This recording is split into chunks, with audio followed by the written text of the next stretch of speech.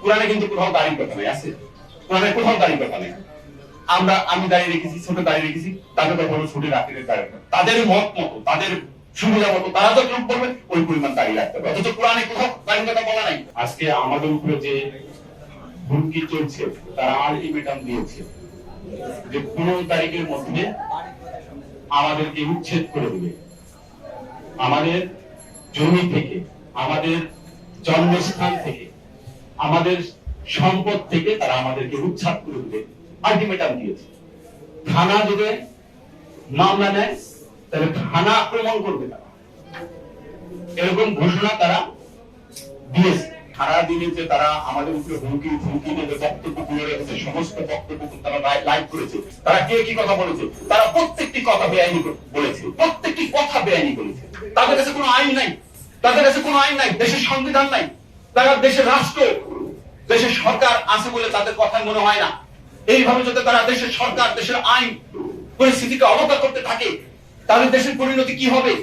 আমি আছি, কেউ ঘরে ঘুমাতে পারবো না। আজকে আমার উপরে আক্রমণ আসছে, কালকে আপনার ঘরে আক্রমণ যাবে, আমরা দেখেছি।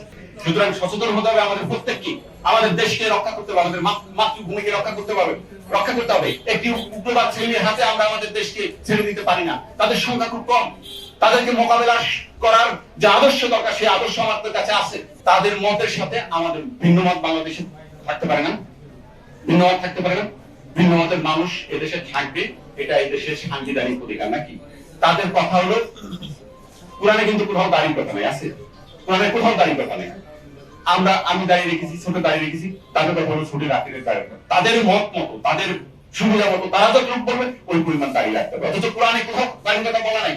তারা বলছে নারীদেরকে বাক্সবন্দি করে রাখতে হবে, ঘর বন্দি করে রাখতে হবে, সমাজের রাষ্ট্রের কোন উন্নয়নমূলক কর্মকাণ্ডে নারীরা অংশগ্রহণ করতে পারবে না, মসজিদে যেতে পারবে না, জুম্মায় যেতে পারবে না। আমরা বলছি না, পর্দার সাথে, শালীনতার সাথে তারা যে কোনো কর্মকাণ্ডে তারা অংশগ্রহণ করতে পারবে, এই তাদের সাথে আমাদের মতভেদ। এখন আমার মত আমি প্রকাশ করতে পারবো না, আমার মত প্রকাশ করতে না দিলে সেটাই তো স্বৈরাচারী নাকি? তো তারা শুধু এই কারণে আমাদের উপরে ক্ষিপ্ত হয়েছে, অন্য কোনো কারণ নাই, শুধু একটু আদর্শিক একটু মত ভিন্নতা। আমরা কিন্তু ভাই এবার সিদ্ধান্ত নিয়েছি, আমরা বারবার আমাদের জীবন দেব, বারবার আমাদের সম্পত্তির ক্ষতি করে যাবে। আমার কি আইনি অধিকার নাই?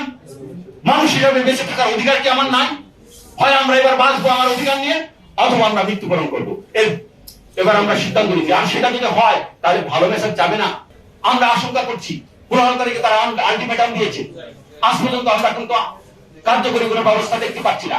যার জন্য আজকে আমাদের এই সংবাদ সম্মেলন। যদি তারা কোনো কার্যকরী কোনো ব্যবস্থা গ্রহণ করতো তাহলে তো আজকে আমাদের এই সংবাদ সম্মেলন করে সবাইকে জানানোর প্রয়োজন হতো না। আমাদের উপরে যদি এইভাবে উচ্ছেদ করে দেওয়ার হামলা তারা করে, তাহলে আমরাও সিদ্ধান্ত নিয়েছি, আমরা আমাদের জায়গা, জমি, বাড়ি ঘর রক্ষা করব, অথবা সেখানে আমরা মরব।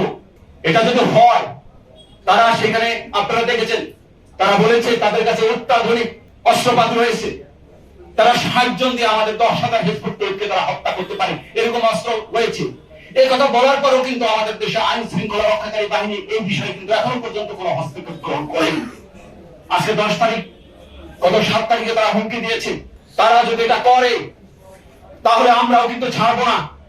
আমরা আমাদের জীবন এবং সম্পদ রক্ষা করার জন্য আত্মরক্ষার অধিকার আমাদের রয়েছে। অবিশ্রান্ত ভাবে তারা আমাদের বিরোধিতা করে যাচ্ছে, আমাদের মাননীয় বাড়িতে 4 বার হামলা করেছে।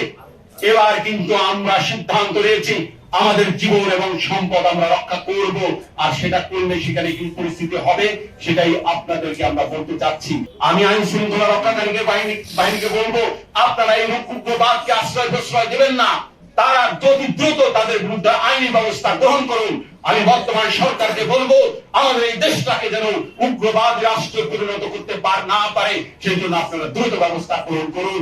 আমি সবাইকে বিনীত অনুরোধ করে